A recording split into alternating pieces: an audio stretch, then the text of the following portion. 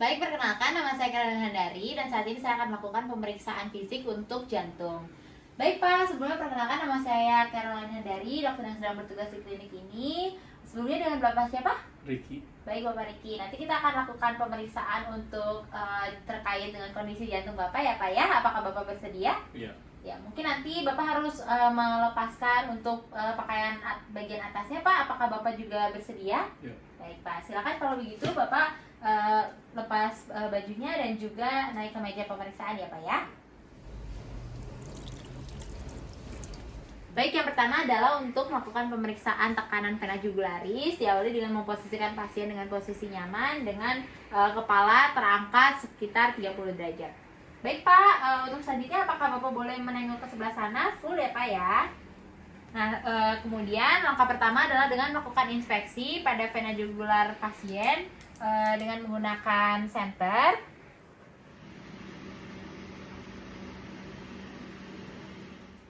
Selanjutnya dari titik osilasi atau puncak dari pulsasi yang tadi diletakkan penggaris panjang horizontal, bagian ujungnya di bagian pulsasi yang tadi, kemudian bagian penggaris segitiga diletakkan di atas dari sternum, tepat di sudut dari sternum tersebut. Dan kemudian untuk jarak dari penggaris panjang yang terbentuk merupakan ukuran atau hasil dari tekanan vena jugular. Selanjutnya adalah pemeriksaan arteri karotis, yaitu sama untuk posisinya adalah terangkat kepalanya 30 derajat sampai 45 derajat. Kemudian melakukan inspeksi terlebih dahulu terhadap arteri karotis dari pasien. Boleh agak ditengadahkan Pak? Iya baik, terima kasih Pak. Selanjutnya adalah untuk mencari pulsasi dari arteri karotis pasien. Ini arteri karotis pasien yang bagian kanan, yaitu dengan menggunakan dua jari tunjuk dan jari tengah yang ditekan pada arteri karotis pasien. Di sini terasa untuk denyutnya dan juga getarannya kuat dan juga reguler. Kemudian untuk bagian arteri karotis pasien yang sebelah kiri juga sama, tetap menggunakan tangan kanan.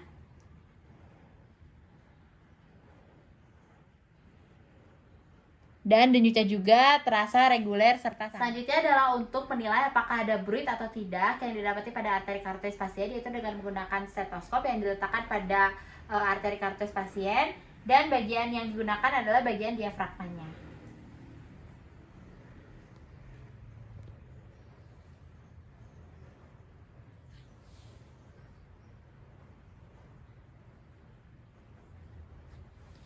Untuk bruit dari pasien sendiri tidak didapati, yang artinya adalah normal. Selanjutnya adalah pemeriksaan untuk arteri brachialis, yaitu untuk memposisikan bagian lengan pasien di bagian samping, kemudian untuk sikunya ekstensi, lalu untuk telapak tangan menengadah ke atas. Setelah itu melakukan fleksi dengan sudut tertentu untuk merilekskan bagian siku dari pasien juga. Setelah itu bagian tangan kiri diletakkan di bagian bawah lengan pasien. Kemudian untuk tangan kanan dengan menggunakan dua jari melakukan palpasi pada arteri brachialis dan merasakan pulsasinya. Untuk pulsasi dari arteri brachialis pasien sendiri terasa kuat dan juga reguler. Selanjutnya adalah pemeriksaan toraks. Untuk pemeriksaan toraks sendiri, posisi kepala tetap diangkat 30 derajat. Kemudian yang pertama adalah inspeksi titik impuls yang maksimum dari ventrikel kiri yang berada di antara interkostal 4 sampai dengan 5. Kemudian setelah itu dilakukan palpasi dengan menggunakan seluruh telapak tangan. Jika gagal menemukan untuk titik impuls maksimum seperti posisi tadi, maka bisa dilakukan juga dengan meminta pasien untuk berbaring, memiring ke arah kiri, lalu melakukan hal yang sama. Oh, boleh untuk miring ke sana Pak, untuk posisi tidurnya juga. Ya baik, boleh dibantu. Boleh geser ke sebelah sini sedikit Pak. Ya, terima kasih Pak. Untuk ininya di sisi aja ya. Kemudian melakukan palpasi di tempat yang sama dan meminta pasien untuk menghembuskan napas dengan kuat lalu menahannya.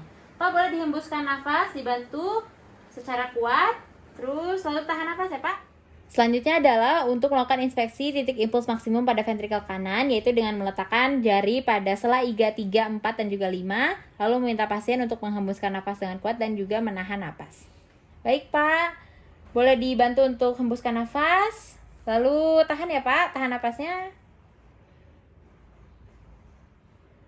Baik, terima kasih Pak. Kemudian selanjutnya adalah perkusi, di mana perkusi sendiri dimulai dari bagian lateral kiri menuju medial, dan akan ada perubahan suara dari sonor ke peka.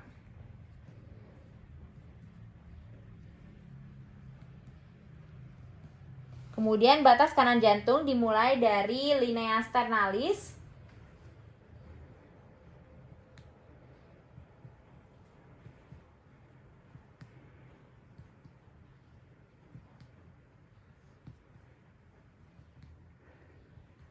dan sedangkan batas atas jantung dimulai dari sela iga kedua.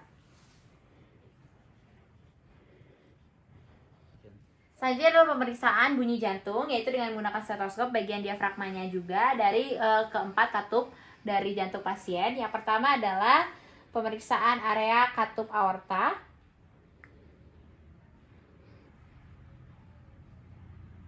Kemudian area katup pulmoner. Lalu area katup trikuspid.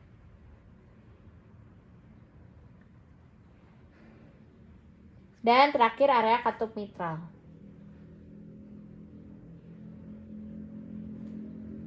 Untuk ke seluruh katup dari pasien dapat terdengar dengan jelas pada stetoskop. Kemudian untuk bunyi jantung sendiri dari mulai S1 sampai dengan S4 juga dapat diperiksa. Yang pertama untuk bunyi S1 sendiri yaitu bunyi antara penutupan katup mitral dan juga katup trikuspid. Kemudian untuk bunyi jantung S2 yaitu antara penutupan katup aorta dan juga katup pulmoner. Lalu untuk bunyi S3 dan juga S4 yaitu dengan menggunakan bagian bel dari stetoskop itu dapat dilakukan dengan cara mendengarkan pada bagian apeks dari jantung.